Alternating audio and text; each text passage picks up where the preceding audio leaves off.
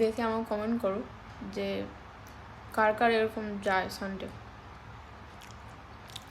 Literally rest নেওয়ার মতো time হয় না, হয়তো সেদিনকে তাড়াতাড়ি ঘুমিয়ে যাই, কিন্তু পুরো দিনটা পুরো একদম বরবাদ হয়ে যায়।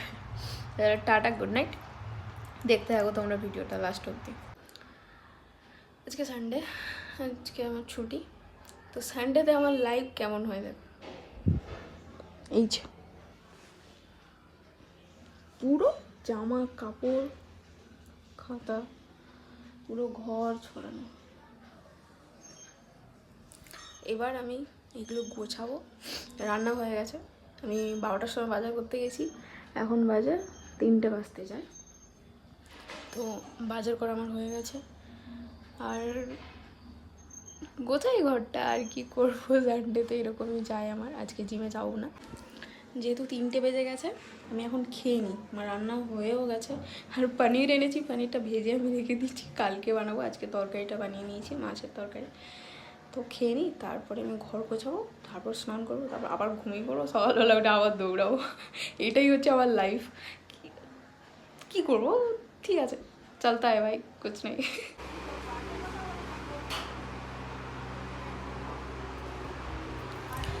তো পুরো ঘর গোছানো কমপ্লিট, ঠিক আছে। আমি এখন মুখে ফেস মাস্ক লাগিয়েছি, এবার ঘরটা মুছবো। ঘরটা মুছে থালা বাসন ধোবো।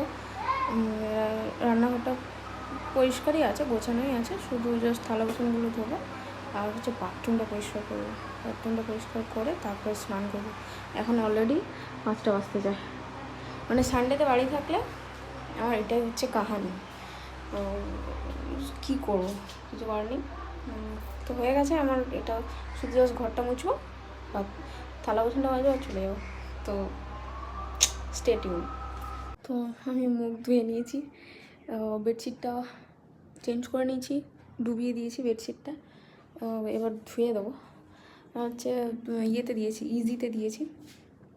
ঘরটা মুছে নিই, রান্নাঘর পুরো একদম মুছে পরিষ্কার করে সব কিছু কমপ্লিট করে নিয়েছি।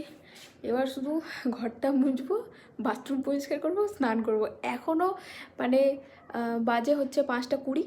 5টা 20, আমার এখনও 1-1.5 ঘন্টা লাগবে আমার পুরো পরিষ্কার করতে।